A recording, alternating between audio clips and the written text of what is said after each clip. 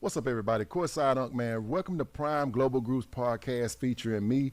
Listen, today I'm really happy. I just met some new friends on vacation, man, and I wanted him to come and tell a story. He's investing in Prime Global. He's taking a chance on himself. I'd like to introduce y'all to Lebron Johnson.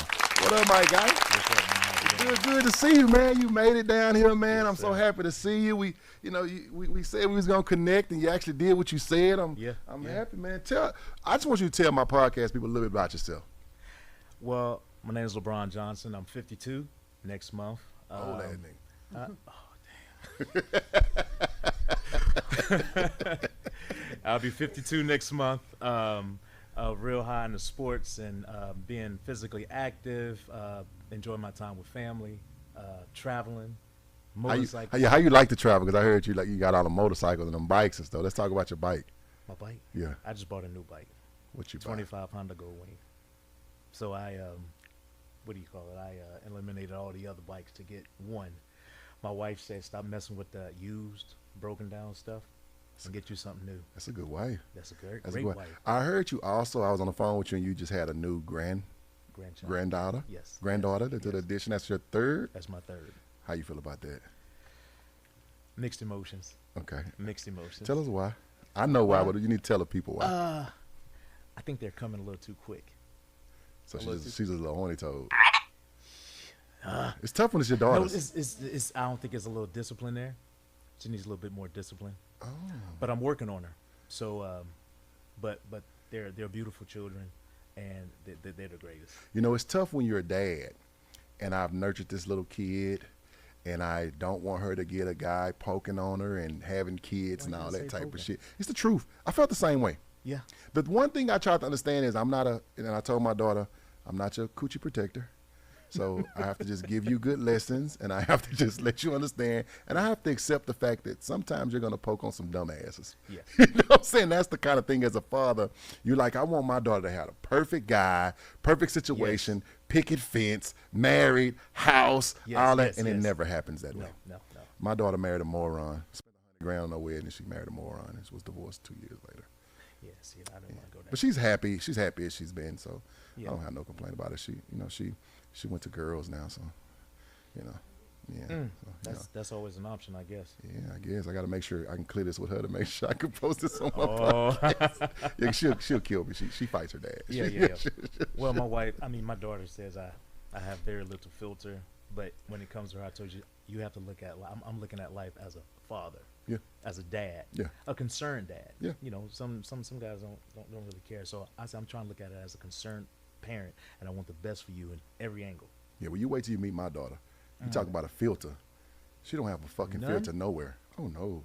We were talking about her wedding night in the pool, and people were like, what kind of relationship do y'all have? I said, I'll let her speak her mind. Yeah. She's totally free to be the person that she wants to be. Because I never wanted my daughter to be having to hide nothing from me. Like, I'm always the first to know everything. You know what I'm saying? She told me the first time she smoked weed, first time she had sex, all that. So I'm telling her husband, like, oh, my daughter's a saint. You never, you know what I'm saying? She ain't got to worry about her being no hoe and blah, blah, blah, blah. Right. And my daughter was like, Dad, I fucked him the first night. Damn. Yeah. She said, but I married him, though. I don't think that equates properly. Yeah. Yeah. But I don't, it's her life. Right. And I'm going to support him whatever she does. And that's the thing with fathers. We kind of have to Yeah. support them through anything. My daughter kind of picks and chooses, of course, what she wants to tell me, but it all comes out in the wash, Yeah. It comes out, and I eventually found out, and I'm like, all I need you to just say is, Dad, you was right. She'll never say that shit. I'm going to get her to. Oh, no, you'll never. I'm going to get her to. Okay. If she see this podcast, she gonna say it. Yeah, my daughter see this podcast and still tell me I'm full of shit. So, you know what I'm saying? So you for one, again, thank you for your service because you served our country. You in the Navy. Yes. Yeah, so thank you for your service, man. We appreciate that, man. I definitely like to acknowledge all my service members. Let's talk about that. How was that? Like, how did you get in? How old were you? How you get into that? Like, what? I was 22 when I went into the Navy. I was home for the summer. I was in college running track, and I had a son on the way. And I was like, how am I going to pay for a kid? I decided to go to the Navy within a few weeks' time. Went to the Navy. Wasn't too hard. I was physically fit. I was in shape. Had a good head on my shoulders. It was kind of like a easy breeze. Right. Yeah, I went through there. I went out to deployment within my first 9 months when I joined the military. Right. So after boot camp, within the first 9 months, I was out overseas going to Italy, Mediterranean tour and stuff like that. What was that? What was the? Were we at war? Were we like? No, it's pretty much training exercises Okay. for the military. Military game. Yep. It's a military game. Exactly. Okay. We go out as a fleet. There's a carrier, destroyers, submarines. They all meet up. We do tactical exercises and Right. stuff, and then we go to different ports, and that's when the guys get off and drink and do other, Yeah, other stuff. extracurriculars. Extracurriculars. So in the military, is it? What do you? I ask all my military people this here question: if we went to war with China right now, who win? China. Why do you think that? I think when we go out there, it's not when we go out for training, it's not taken really serious. Yeah. And then I think in the time event of war, we have a lot of young service members out there. Both of my older sons are in the military. Right. I don't really know if they would be ready to, let's say, put their life down Right. and sacrifice everything. Yeah. Yeah. Because when I was in the military, I used to ask certain questions like, why are we practicing to be taking missile hits on the side? It's like, well, we have to protect the carrier. The carrier is the center of the group. So if a torpedo is shot out the aircraft carrier, my ship had to actually divert itself in a way and take the missile hit. Oh, you was on the wrong ship. I was definitely on the wrong You was ship. on the wrong. I'd have got off that motherfucker But immediately. people don't know that. I was asking questions. Yeah.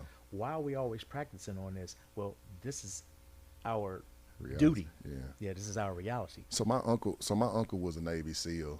He's a drug addict now, but he was a Navy SEAL then. And he tells me about all this stuff we got in the ocean. All that, man, don't China this. I say, yeah, but that was the 80s, bro. Like, I'm pretty sure they've gotten a lot better in 30, 40, 50 years. You know what I'm saying? So he seems to think we could just whoop everybody. Yeah, the thing about the military is that they pride themselves on, kind of just being the same all the time. Very little things change over, as you just said, the last 30, 40, 50 years.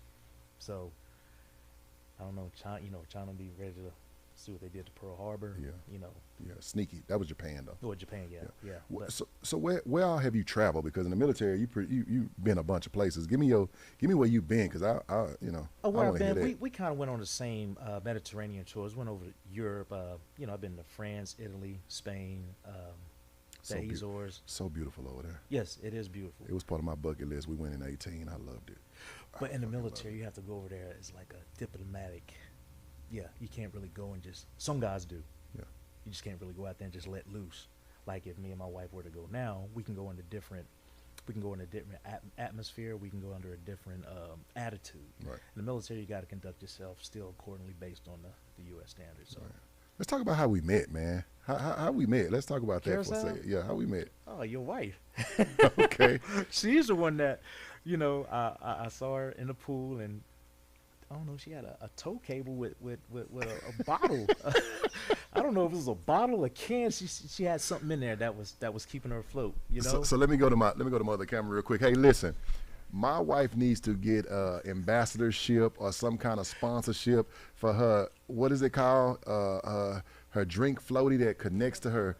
It's what? A human barber. It connects to her swimsuit and it trails her drink because she's a true blue alcoholic that always wants her drink close to her. So that is a great conversation starter. Yes. But every time I come to the pool on vacation, I have to listen to all these people tell me how great my wife is, which she's definitely great. But it all starts with that damn barber. it's that barber. You know what I'm saying? Yeah. So what did you do after the military? After the military, I stayed home and continued my career playing college football. I played at Jacksonville State University for pretty much just the 1 year, 2000. So I got out the military in '99, tried to fulfill my football. What position you play? Running back. I'd have told your ass up. But I was more like a third down back because I was the heaviest out of the backs. Yeah. I weighed like 215. The other backs was like 202, Yeah. 200. So you trying to run the ISO? Yeah. I'd have told your ass up. You'd tell me up? Yeah, easily. I'd have shrugged that fool back and told your ass up. Damn. Yeah. But we're friends now, so we don't have to worry about that. You don't have to worry about that. No, because I don't not do at no all. physical stuff now besides getting a drink, and I may have to pack a couple of things of sheetrock. That's all the physical stuff you do? That's it, bro. That's Dang, all I you got. talked a couple of times about wrestling. Hell no. Shit. You think I'm finna wrestle Bam or Danny? Hell no. Shit no. Man, well, as we've been talking, I think you invited me down to. Oh, you to wrestle? No, Oh shit no. I'm not lifting no more than you. I've seen them niggas. They're not finna grab me. I just saw a nigga through the wall. I did too. Yeah, not gonna happen. No, not gonna happen. So how was your travel yesterday? Everything was good? Yes, everything was good. Yeah. You got here. I like, I want to have him on my show because like I'm so proud of him. Like we haven't known each other that long, a couple of months, but him and his wife are really taking, life changing turns. They're investing with us. They're building. They're getting into real estate. Both of them are successful. He's a truck driver. She's a nurse practitioner. And we were talking in the pool, and I just love y'all story. Y'all been together forever. You know what I'm saying? Y'all got just about 20 years. Yeah, I talked to your son last night. He's stationed in Hawaii again. Thank him for his service whenever you talk to him. I told her last night, but he was going through some stuff. We couldn't really talk about it. But right. For one, rest in peace to his grandpa, and also thank him for his service. Whenever you get a chance to talk to him, we appreciate that.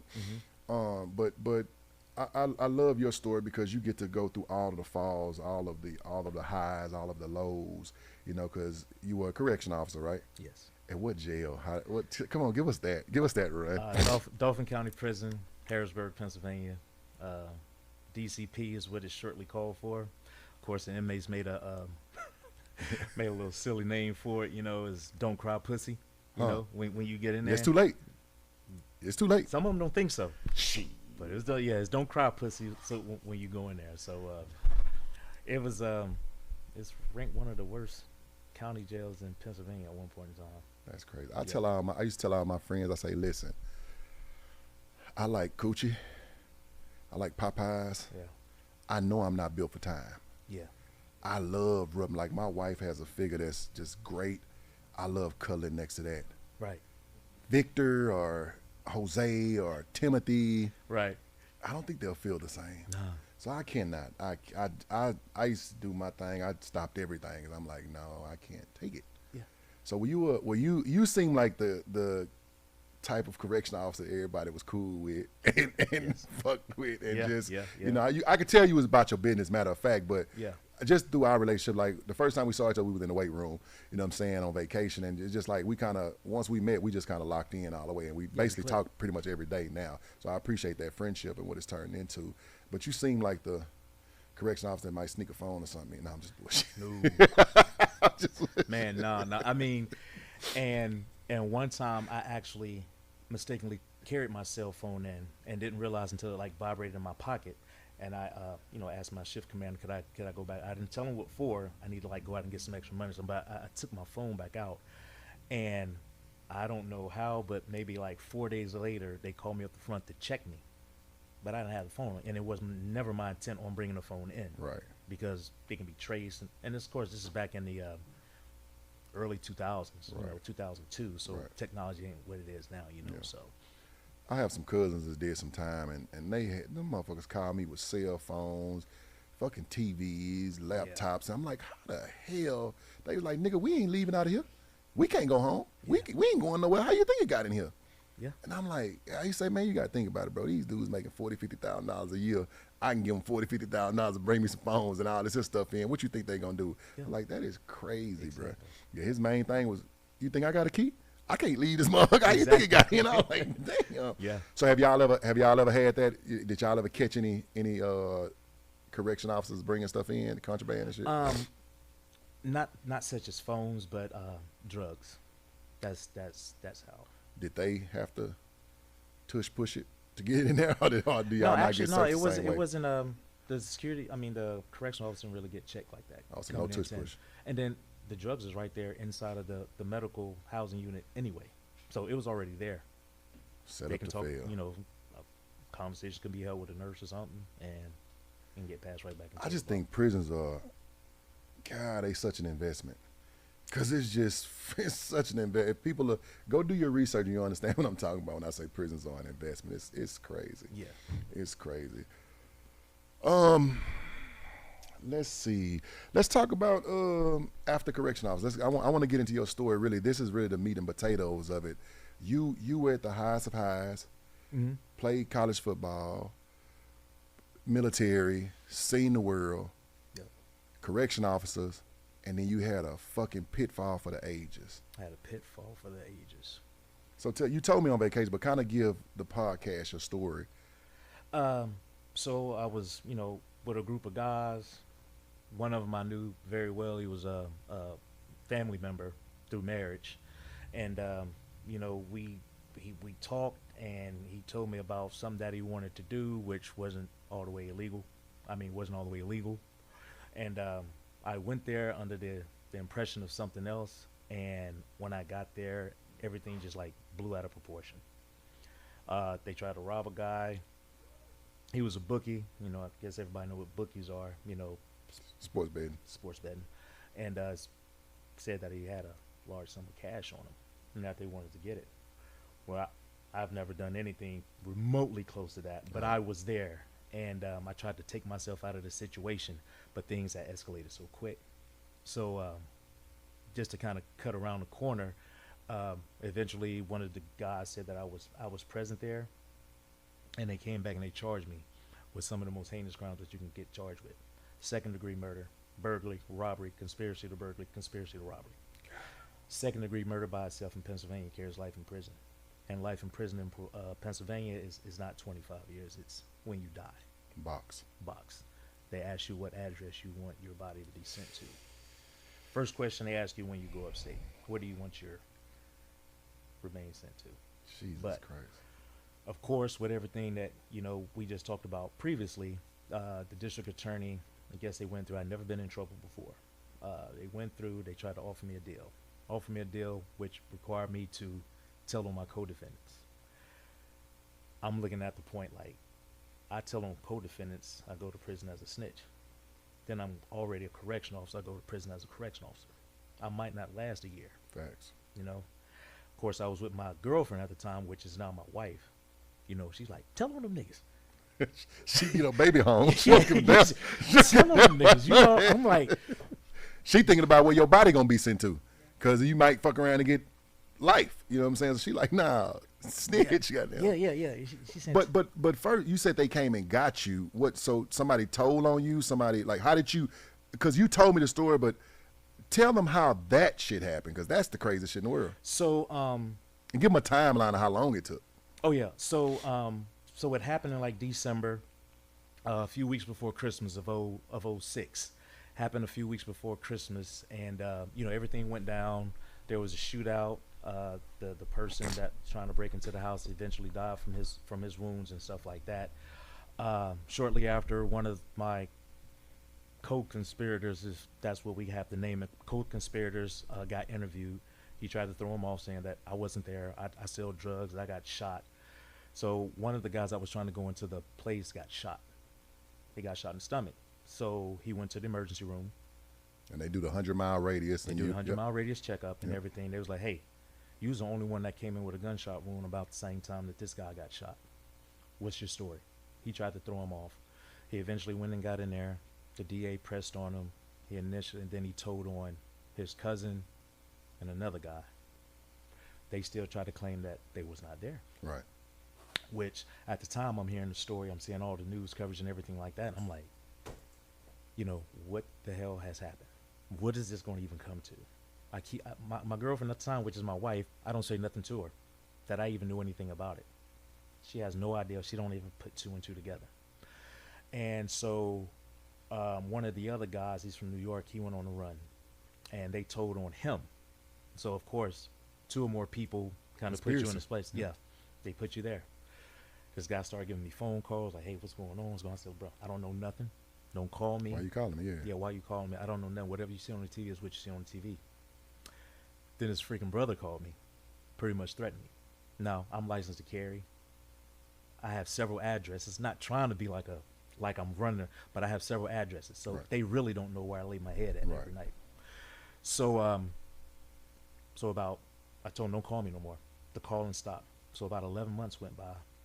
I'm at work one day as a correctional officer. I go have lunch. I go back to my pod. My coworker say, hey, LeBron, Deputy Warden Carroll want to see you up front. That never happens. No. I haven't seen Deputy Warden Carroll since I started training back in 2000. This is 2006. Yeah, 2007. Yeah, I'm in 2007. I go up to the front. They bring me into the warden's office. They started reading me my rights, taking off my jury, taking my pen out, my ID, asked me for my firearm. I told them never use it, of course. They took it, they confiscated everything, and that was the initial charges that they charged me with: second-degree murder, burglary, robbery, conspiracy to burglary, conspiracy to robbery. What's going through your mind as they taking your shit off? I don't even know like who I can even talk to or tell, because I didn't tell my girlfriend at the time. I didn't tell my wife. She has no idea that it's possibly going on. Excuse me. I haven't retained an attorney or anything, so I don't know what to do. I know the law, but I don't know how to put it into play now. For me, I don't know how to put it in play for me because I ain't never did nothing. Right. I don't know how to put it into play for me. So they interrogated me, and they told me everything that they had, and I'm listening to the story, and I'm like, whoever told these people what they needed to tell them, they told them everything. I couldn't even tell them nothing extra if I wanted to tell them. I couldn't even snitch if I wanted to snitch. I couldn't even snitch because they had everything.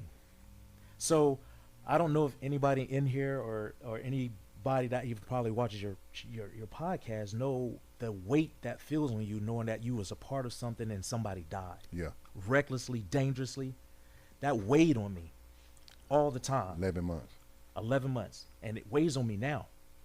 I've been put into society now as a murderer. They put me in like a terroristic threat group.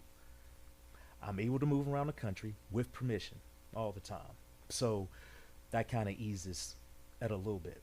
But to have that on my conscience, yeah. Somebody died because something I was kind of a part of. I really want to get into your mental space because you have to go to work watching murderers. You know what's done happened. Mm-hmm. You got a conscience. Yep. And 11 months. What was like? What were you thinking? So every day I came out, I was like, "There's a task force going to be out there waiting on me." But so I started kind of getting little hints while I was working in the prison. The guys that did the crime was locked up there. Oh, they start coming. Yeah, the one that eventually told on me, that gave the whole rundown, the whole story, came into the prison. Did he try to say something to you when he came in? Yeah.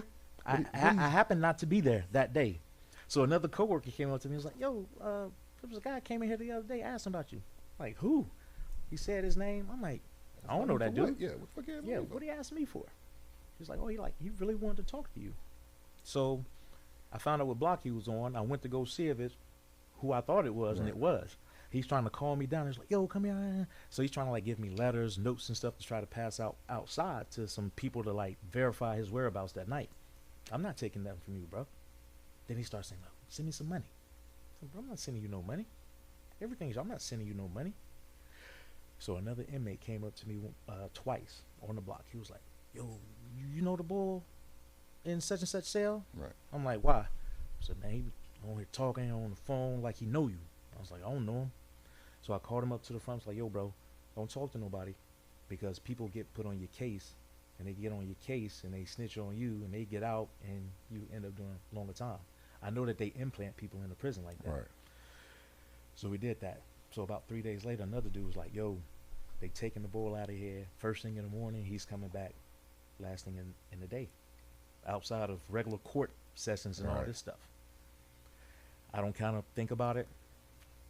The day or two after that, that's when they came and arrested me. So he had been going down making a deal with the DA. Did you ever think about knocking him off in that mug? Yeah, Never did. We think different. No, we don't. But I didn't think about it. Oh, okay. I get what you're saying. Yeah. Well, just for the record, let the record be known. His ass wouldn't have been able to tell nothing. Yeah. First day he was in, I'd at least cut his tongue out or something. You got to get gangster in there. No, I'm just joking. So you go to trial. You basically can't snitch, even though Monica wants you to snitch. You can't snitch. Yeah. She was there. She was my own private investigator. She was my detective. She was going to the courts, writing down everything that they said about me. She said, "Babe, they ain't nothing really about you that's in there. Nothing really in there about you that they can do." So the DA came to me and said, "Listen, I give you a 10 to 20 if you help the defense." I was like, "That's not a deal. Yes, yeah. No, I'm sorry. He gave I me a didn't do 12 to nothing. 24. He gave me a 12 to 24. So I give you a 10 to 20 if you help the defense. I'm like, that's just not a deal. But the dude that told on me, he gets a 5 to 10. I'm looking at life. I don't. He's in the police report. He's been described. He's the one that went in there. He's the one that helped the lady. He might have been the one that shot. Because you ain't even in there. I'm not even in there. I ran and got in my truck and left. So, of course, how it came down, we got an attorney. He tells me, he said, listen, at the end of the day, when we go to deliberations, I mean, not deliberation, when we making our final arguments, he said, it's going to read like this. If you find LeBron Johnson in conspiracy to burglary and robbery, you must find him guilty Yep, of murder. of murder By association. by association.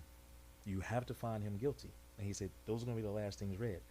And if the jury sees that you conspired, now, even though the chain of events were never broken, also Right. was explained to me. Now, if they tried to stop and then go back the next day and I wasn't there, then they trying to say, oh, LeBron was with us, it wouldn't have been nothing that they could do. Yeah. But because the chain of events were never broken, it was just a continuous cycle. I'm there with them. I'm a co-conspirator. So those Pennsylvania laws are, it's a Commonwealth state. Yeah. Yeah. Shout out Louisiana. They the same way. Are they? Like, well, your ass could be on the phone while somebody killing somebody and you guilty. Yes. Yeah. Texas tough too, man. Like it's tough. So going to trial. You go to trial. And No. Oh, you okay? Go. Yeah. I went on and took they gave me a 12 to 24. So I didn't have to snitch, possibly get murdered or killed, and I was a correction officer. So at that time, I went sick to deal. My wife is bawling. I'm like, babe. Did you try to get anything less? Or they just wasn't budging no They more? wasn't budging. They wasn't budging. They was like, listen, you I think they looked at my background. I was like, listen, you never been in trouble with something, but you got to do some time. But you would think, bro, you Army, you're a Navy vet. You a correction officer. How long were you a correction officer before this happened? About 7 years. 7 years. You how old at the time? Bro, I don't know. 32, 33? You 33. You ain't never did shit in your life. Nope. No. But you also said too, they painted the picture like you were the damn ringleader all over the news Yep. because you was a correction officer. Yep. They had me down was the brawn, the muscle, the plotter. Everything got shifted on me because I was, they're like, well, you should have known better. Yeah. And I'm like, yeah. You really should have, but you didn't know what was going on though. Yep. Not fully. So And they were like, they like the child support people. They don't care. They don't care if you really don't have nothing involved or No, whatever. no. You paying this You paying bill. that child support. You doing this time. yeah. Your first day in. Ooh, first day in. First day in was the day before my birthday, Yeah, you told me. November 20th. My birthday's on the 21st of November. First day in, I'm waiting to get a phone call. I don't know which way this is gonna go. I don't know if Monica's gonna be there, because I know my previous 3 girlfriends, they would already been moved on. That's crazy. 6 hours into me getting arrested. Up, that nigga, That nigga gone. He's gone. I call her and she's still balling. She's in shock. Yeah. She was like, but what do you need me to do? I say, hey, I need you to call my mom. I need you to call this. The money I have in here, I need you to move it here. I need you to sell my car, sell my motorcycle. We had this. She was plan. on- Yeah, real one. I didn't have a real plan, That's- but this is just what I was doing. But you had a real wife though. I had a real wife. You know, the And she real- wasn't even my wife at the Yeah. time. She was my girlfriend. Almost a year. Almost a year we was together. So she ain't know you no loyalty or nothing. She ain't know you shit. Nope, she could have just bounced just like anybody else. So you dicked her down. I did some others. I You, did more than you this. had to Yeah, I dick did more her than just dick her down, bruh. we. Bruh. I love that for you. And then those, they know the Scorpios are nasty I too. love that for you. You look like a Kevin Gates. You look like it bend over, 17 years old. Yeah, you look like one of them type. You know what I'm saying? Yeah. But that's a shout out to your wife too. Shout out to Monica, man. You know, so she we've talked a lot. She a real one. You know what I'm saying? Because Yeah, ride with your ass that long. bruh. I told her, I said, babe, listen, do you? If you still around, we still in communication. About the time I get out, I'll look you up, and if we can rekindle, we can rekindle. She was like, she stayed there. She stayed there. We had some little shaky points. But What that meme say? He mine and I'm sticking beside him. Shout out your wife though. Yeah. your birthday. You wake up. It's your first day. The next day is your fucking birthday. Next day is my birthday. My first birthday in prison. Yep. The fuck are you thinking the second you open your eyes? Besides, is this real? Yeah, is real. The lights stayed on the whole time. I didn't even know I could turn them off. The lights was on. I didn't get much sleep. I was just waiting for them, and they put me in ISO. They put me like on a protective custody block. So it was called administrative custody. They placed me in a whole nother prison. It was Lancaster County Prison. It's about 40 miles from Harrisburg. So they put me there. A couple of COs came to me. They was like, "Yo, we know some of you people down at Dauphin County. Like, if you need anything, We got you. let us know." And they looked out. So they really looked out for you. Your whole. You didn't have no, hating ass correction officer. Yeah, nigga. You, Oh yeah. Oh, you There had was a them? couple of. There was a couple of. Let's talk about them first. Let's go to the drama.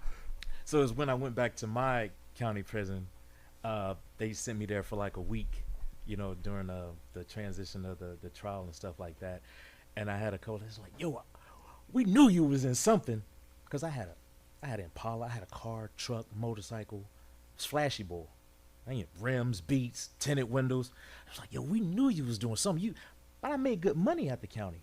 I worked overtime, so I made good money. I had good credit at the time, sort of. So Niggas don't know about that credit. yeah, I had some good, but when I came back, it wasn't hard hate. It was just like, yeah, we kind of knew you was up to something else. We didn't know you was out there murdering people. I'm like, bruh. God. Yeah. That have to be some, because it damn near just hit the pit of my stomach and I ain't even did shit. You know what I'm saying? You know what I'm saying? Like, Right, yeah. bruh, come on, bruh. Like, Yeah. But it was only two. I don't even remember their names right now, but it was only two. And it wasn't bad. At some points, I felt like I had my own security force. Yeah, because that's what you told me. You was like, shit, they really looked out more than anything. Yep. When I was in the process, it's called Camp Hill Process in prison in Pennsylvania. When I went through Camp Hill, they put me in a cell by myself. So the unit manager came out. He said, "It was up to me. I leave you there in the control unit the rest of your time there." And I said, "Well, sir, I appreciate it, but I'm glad it's not up to you. Yeah. You're putting a target on my back Yeah. by isolating me." NPC, yeah. Yeah, Yeah, because that's for snitches and bitches. right. Yeah, for sure, yeah. So they let me out the shower. They made me a block worker. I went out. I fed. And people knew me. I had no idea that they knew me because, like I said, they had me blasted all Yeah, you over on the TV, news. nigga. I'm on You a TV, celebrity. but I don't get to see the TV like that. You could have got the crazy bitches, though. If you'd have went that motherfucker like fucking Jeffrey Dahmer, you fuck it if she left you. You could have had like 65 fucking trailer park psycho bitches writing you, sending you money, trying to marry you and shit, bro. You might have fucked up. You might have took, nah. Hey, for the record, his wife was looking at me like she want to strangle my ass right now. So he said, let's talk about your lower, because I remember you telling me your lowest point in there. Let's talk about your lowest point in there. My lowest points was those first initial weeks in there. It was November. I think that year, 3 days later was Thanksgiving. Then Christmas rolls around. Then the New Year. And you start all over again. That's when all the family gets together. And they showing me love. I call. I'm trying to talk to everybody within a 34-second intervals. It was tough. Never thought about no suicide or anything like that. But it was hard. Going from, as you're saying, a pinnacle to being stripped of everything. You can't eat what you want to eat. Now, I can use the bathroom when I want to because I'm in a cell by myself. Yourself, yeah. You can't shower all the time. I can only be out 1 hour a day. And two people can't be out at the same time. So people in there just talking, banging on the walls. This dude sleep all day. He up all night. It was a madhouse. It's a mental breakdown. bullshit. Yeah. Yeah. It's mental abuse, really, to be honest with you. That's another thing that made me, because on vacation, we locked in. I actually got up and went to breakfast. I never go to breakfast. Yeah. I went, and we actually locked in and became close because we basically would sit in the room telling each other our damn whole life. You know what I'm saying? That was one of the things that made me say, you know what? I really want you to be this part of my investment group, this part of my team. You know what I'm saying? Because to have that mental strength, that some of the things you told me and showed me, I'm like, this is a guy that I can get behind. Whether they label you as a terrorist, murderer, or whatever, you don't carry that. You don't allow them to beat you down with that. And you took full fucking responsibility for what you did. And I had to respect that. Yeah. You And had even to hear you say now, Like, that shit bothers me to this day that I was involved in something that somebody got murdered in. Mm-hmm. Like, that's some real shit, bro. Like, you know what I'm saying? Like, and that's what I'm trying to tell our youth. Like, you've been to the mountaintop and you've been to the depths of hell. I ain't heard you complain one motherfucking time. Yeah. We talk every day. I haven't heard you complain one time. I haven't heard you feel sorry for me one time. I never heard you say, well, I probably, you know what I'm saying, or this should have happened and that should have happened. Everything is chin up, chest out. Yeah. I got to respect you for that. Yeah. And I that's one of the most gravitating things, because for one, you're a brother. For two, you didn't come with no lollygag, hurrah bullshit. You came with some, man, I've been fucked up in my life. I did this, I did that. What can we do? Yes. I ain't got no bunch of this, bunch of that, but this is what I got. And whatever I do, my wife gonna ride with. Why I know that? Because she rode me for 12 fucking years. I couldn't be out on our side, pay bills, do none of that shit. Exactly. And I know what we can do. Mm-hmm. And that's the one thing that made me say, you know what, this is somebody I need to be a part of my team. And I want to, from me, my family, my team, tell you how much we respect that shit about you. Because you're going to be the champion to show people that, because I used to tell my sons, I say, listen, one mistake can take your life, yes, ruin your life, and you could never recover from it. Mm-hmm. You are the person that showed that no matter what I done, I took my shit like a man. I didn't snitch. I went and did my time. Mm-hmm. I didn't get more crimes in there. I came out, which we'll get into, and now I'm here doing my fucking thing. Yeah. That's big, bro. That's big. I appreciate it. That's big, man. I respect you for that shit, for sure, for sure. I want to go to parole board. I done did my time. I'm rolling. When did you, at that point, like, okay, I'm maybe getting ready to get up out this motherfucker? You know, because you got 12 to 24. Your ass ain't promised to get out at 12. Exactly. You 12 to 24. I've been good behavior. I've been motto. That shit don't mean nothing sometimes, especially in fucking Pennsylvania. Exactly. You know, so let's talk about that process leading up to how long was it before you, because after you do your 12 years, then you come to the parole board, or do you come, like, let's explain that. So I guess you get about 2 years out. They start kind of prepping you for parole, going over your record, make sure you don't have, like, no major write-ups and stuff like that. Make sure you have all your programs completed. That's number one. All my programs were completed within the first 3 years. I had, like, a high-intensity violence prevention or something like that. I took that. Every program that I took, and I'm not just bragging, I excelled in it. The counselors used to be like, yo, can we use your paper as the bookmark for how this class should be ran? Because when I had to write my impact statement on how I would feel if this had happened to me, they was like, what the, this is what we want. This is what we needed to see. And I kept it consistent the entire 12 years I was in there. So at the end, about the last 8 months, they decided to do this college program where they brought college students in from off the street. It was the University of Pittsburgh, Johnstown. They brought in 12 students, and they picked 12 inmates out of I think it's like 12 or 1,400 of us in the prison. They picked 12 inmates to go into this class, but they had to be in a certain program. I was the only one that wasn't in this certain program that got asked to attend this class. We did the class, and after 4 weeks of being with these people, these graduates and stuff like that for criminal justice, they had to name like how they do in school, like a valedictorian, salutatorian. Right. So my inmate compadres picked me to be like the valedictorian of the group, and then they picked one, and I had to speak. They had us on the news and everything, but they couldn't show my face. Right. But the process before going for parole and stuff like that, so they go over your records and everything and make sure that you have all your programs and stuff done. So when it gets to it, now I got to go and sit in front of the parole board I have to admit to my crime. I had to admit to what I did. I have to show them. Bro, I put together a pamphlet. I had what's those sheets that has a clear covering on them to like protect them? I can't remember. I was in a position to where I put together a book. I had a 1 year outlook, a 3 year outlook, a 5 year outlook, and pretty much never coming back. Facts. Right. I had all this laminated. Yeah. I had all my papers laminated. I asked people to send me in support letters. All my family, all my friends that I have been in contact with, I hand wrote and personalized each letter and I sent in all my accomplishments that I did in prison. I sent them to each person Right. that I had. I probably sent out 23 of them. Manila envelopes. I bought stamps. I stamped, personalized them, sent them out to Cali where all my people was at. Right. And I had statements to come in. The parole supervisor there had been seeing me around for all these years. I used to do this program called Inside Out Dads. He like, yo, he said, listen, before you go see a parole, he said, I need you to come see me. Right. He pretty much went in there and spoke on my behalf. I've seen this guy. I gave him my approval to go out. So when I was in there, they had me on the camera. I had one guy in front of me like you are. The other two was on camera.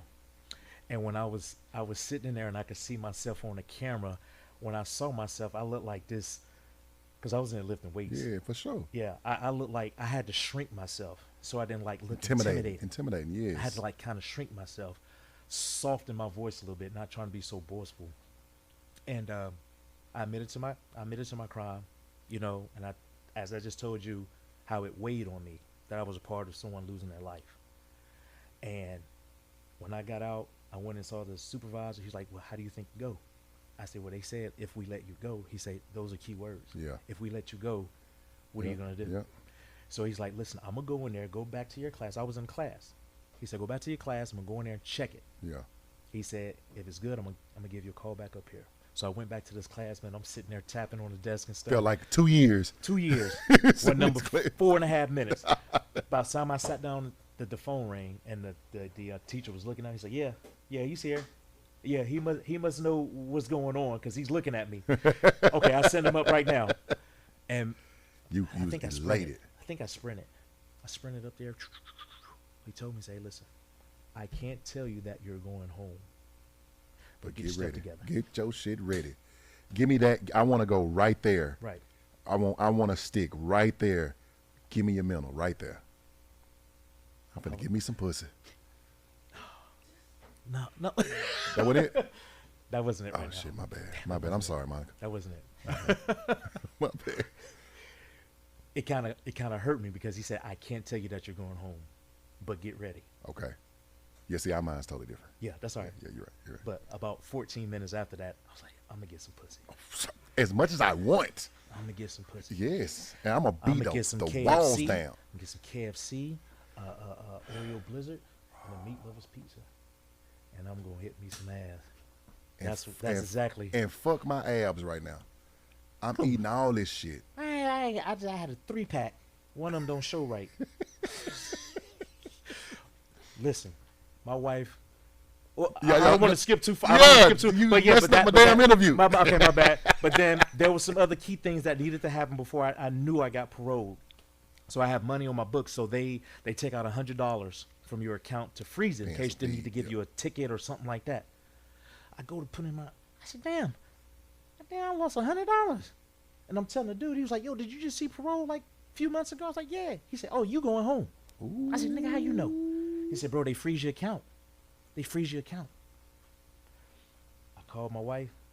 Oh, because you didn't even call her after that because you really don't know yet. I don't want to hype her up. Because this nigga, I don't mean to say nigga, but this nigga kept, baby, you heard something. You heard something like, yo, you making my days long. Yeah, she'll text the shit out you about that shit. I'm glad I couldn't get text. Yeah. Every day. So another thing we was waiting on too is for a parole officer to go see my home plan. Okay. So I think at the time, were we going to Florida? Or we were still in Pennsylvania? So the guy had already came out, but she didn't tell me that he came out. Okay. So I'm waiting for her to this day to say, baby, you hear anything yet? I said, baby, it's good. She's like, I know. I already know. I said, how did you keep from that? You've been asking me every freaking day. So. Because she on the outside thinking, I'm going to get me some too. So she. Yeah. But she's nervous, and I'm nervous. So y'all like, 12 years. That's a long time. Like, yeah. She went through all of the changes, coming with bags of quarters, $50 worth of quarters to put in the machines to get me subs and stuff I don't normally eat throughout the month or the week. And she comes up monthly. When she had one job, she was coming up like every week.